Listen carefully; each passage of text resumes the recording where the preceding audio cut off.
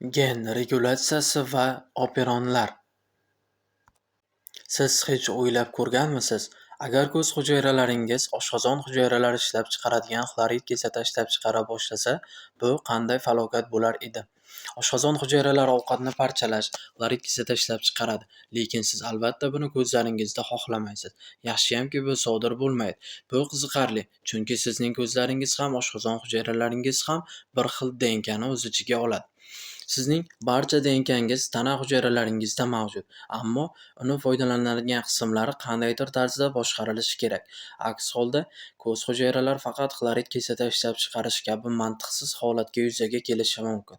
Bu nafaqat resurslarning isrofi, balki juda g'alati biologik holat ham bo'lardi. Shuning uchun genlar boshqarilishi, ya'ni nazorat qilinishi zarur. Eslatib o'tamiz, genlar DNKdan tashkil topgan. DNK oqsil sintezi jarayonida oqsillarni ishlab chiqarish uchun ko'rsatmalar beradi.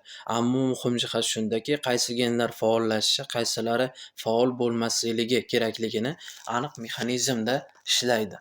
Genlar ko'p yo'llar bilan boshqariladi. Sizning inson tanasi hujayralaringizda ma'lum gen mintaqalariga bog'lanib, transkripsiya fermenti, RNK polimeraza uchun transkripsiya tezligini oshiradigan oqsillar bo'lishi mumkin, yoki oqsillar transkripsiyani butunlay amalga oshirilmas darajaga qadar kamaytirishi mumkin. Bu gen regulyatsiyasining bir shaklidir. Sizning ko'z hujayralaringiz oshqozon hujayralaringiz singari xlorid kislota ishlab chiqarishga mas'ul bo'lgan DNK qismini ishlatmaydi. Chunki hujayralaringizda DNKning qaysi qismlari ishlatilishini aniqlaydigan regulyatsiya mavjud. Endi siz genlarning boshqarilishining juda qiziqarli usuli haqida gapirishga o'tamiz.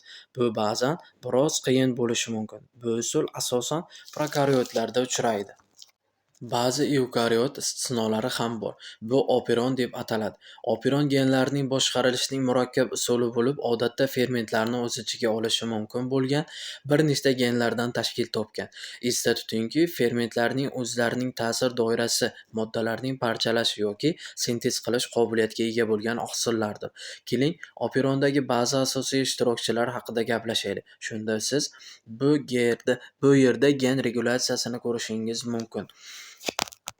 Birinchidan, RNK polimeraza. U quruvchi, aslida quruvchi ferment, chunki RNK polimeraza biologiyada ferment bo'lib, ko'pgina fermentlar a'zo bilan tugaydi.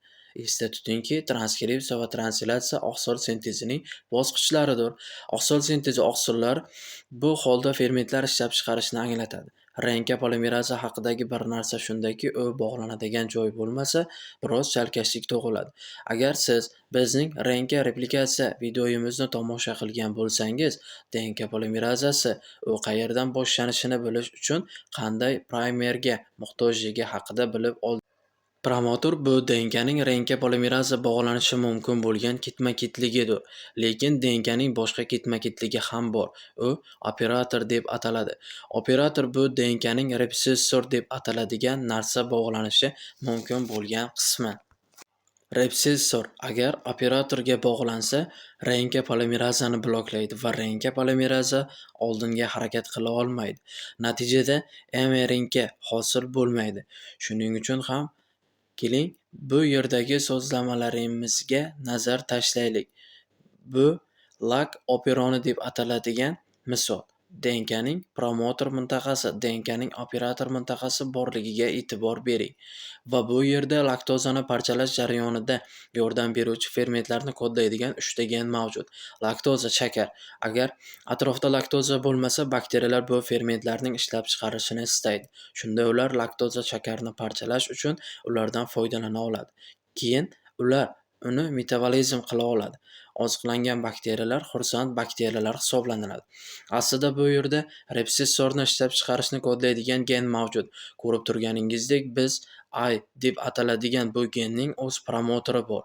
Xo'sh, bu gen resessorni ishlab chiqarishni kodlaydi. Xo'sh, nega bizga resessor kerak? Xo'sh, sizga kerak bo'lmagan narsalarni yaratish isrofgarchilikdir. Agar laktoza bo'lmasa, laktozani parchalash uchun birgalikda ishlaydigan fermentlarni ishlab chiqarishni boshlashning ma'nosi bo'lmaydi. Bu isrofgarchilik bo'lardi. Fermentlar shunchaki o'sha yerda turardi. Shunday qilib, Agar laktoza mavjud bo'lmasa, retseptor operatorga bog'lanadi va bu RNK polimerazani bloklaydi. Ammo agar atrofda laktoza bo'lsa, juda ajoyib narsa sodir bo'ladi. Laktoza esda tutingki, bu shakar retseptorga bog'lanadi. Bu retseptorning konformatsiyasini o'zgartiradi. Qanchalik harakat qilmasin, retseptor operatorga bog'lana olmaydi. RNK polimeraza o'z promotorini topib, operondagi genlardan mRNK hosil qilish uchun transkripsiya qiladi. Va bakteriyalar ovqatlanishni yaxshi ko'radi. Bu ularni juda xursand qiladi. Shuni aytishimiz kerakki, biz hujayralarda sodir bo'ladigan barcha regulyatsiya haqida o'ylashni juda ta'sirli deb bilamiz.